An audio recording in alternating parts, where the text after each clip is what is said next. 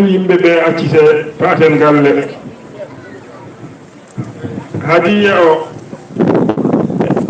hadiya o noon jawnoɗen e dendingol he nde wonno no jiruɗen ni hendu ina waɗi ngaltu seeɗa jawnoɗen e dendingol hadiya o no moƴƴi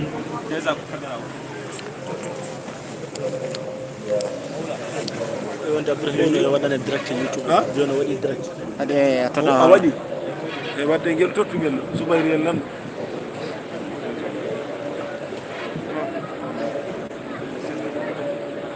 sini daga direct yo won noon yaade to rewɓe to yo won yaade to rewɓe to wawnoɓe yaade toon ɓe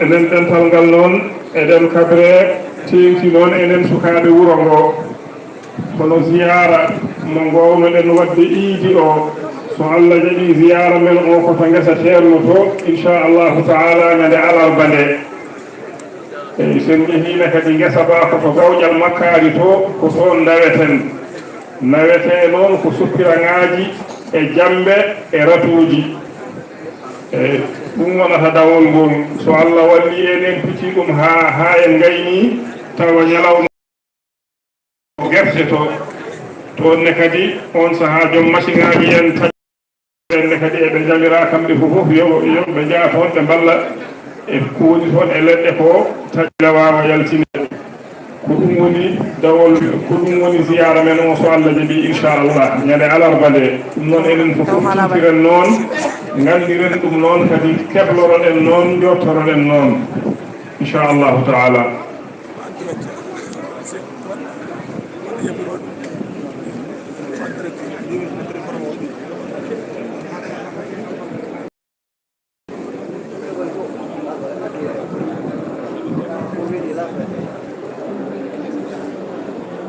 ceerno wi enen fofof noon mbatten haqqille e golle gese he no moƴƴi mbatten hen haqqille no moƴƴi sabu en jii nafoore muɗum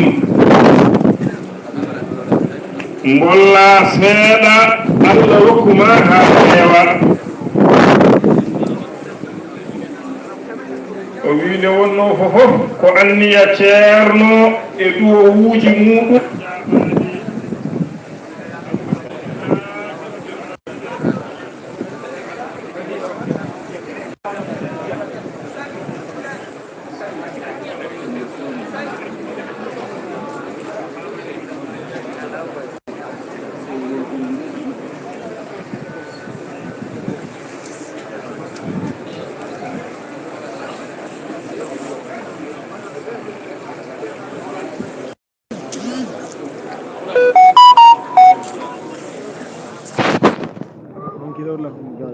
Ago. Ago rare. Vi Vili. Go Abdourahim Didarno. Hubban Joni min jehi. Wasana ya, ket min diyar. Ago rare. Ago yaba. Hubban Abdourahim manki bay mo makko wondo si makko fani ya Abdoul Aziz ana mo jara o bimo ha la mi ngam tani ho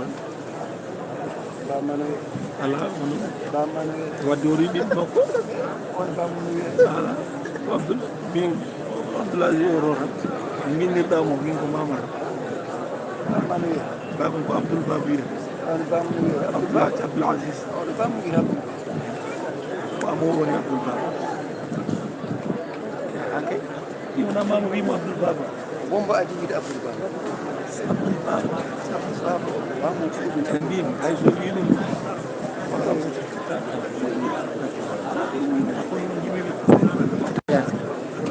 كده هو واصل في مداد ما بتجد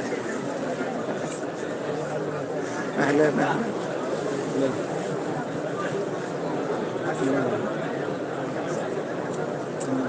مسلمون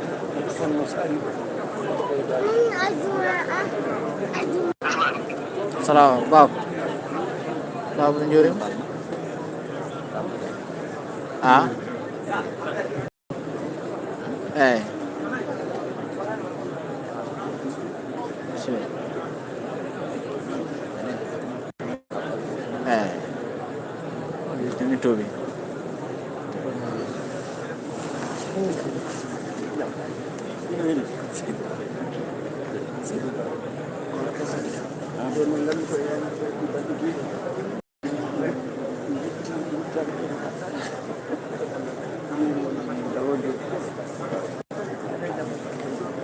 لا أرسل الله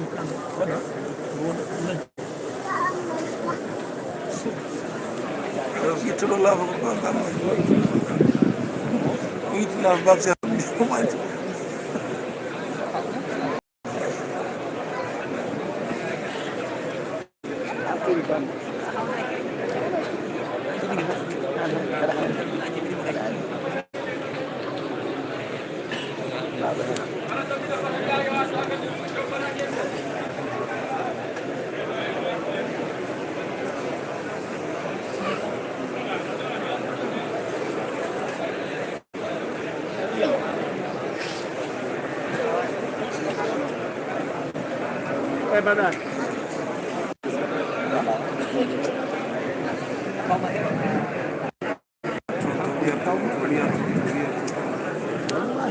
Baman betul.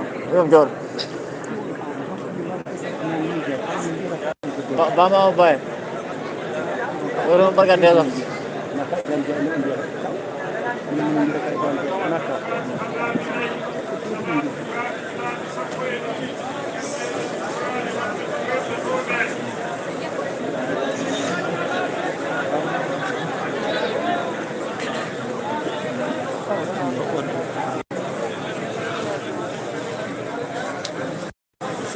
صلاة الفاتحة على سيدي كارم يمين وجورا دوان بير دوانات سنبيني رنونا دعاء إن شاء الله تعالى. بسم الله.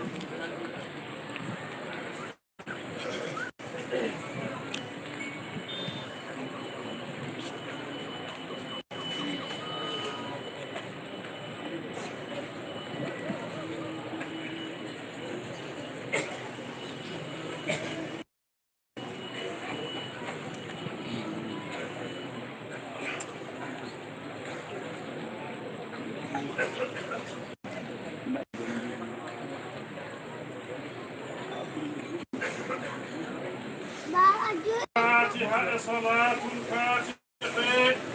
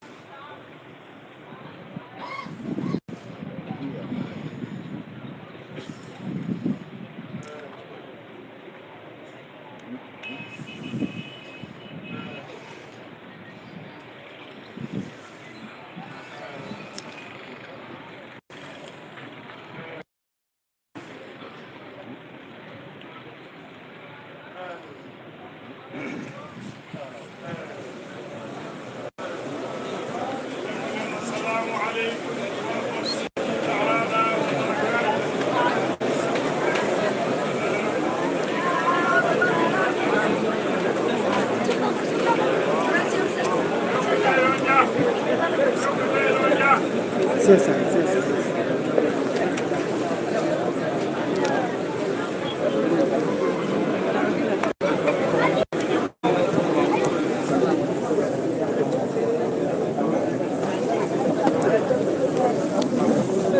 Asyik. Ada mana?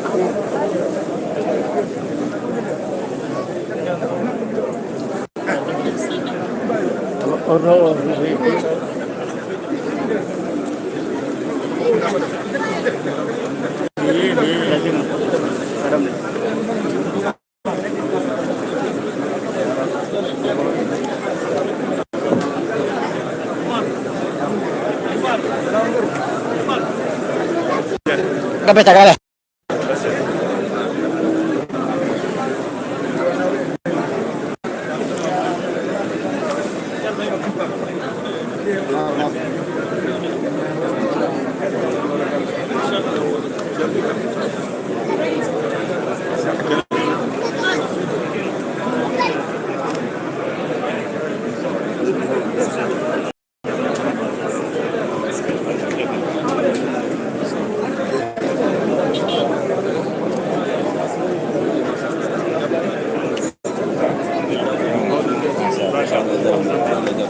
Couper,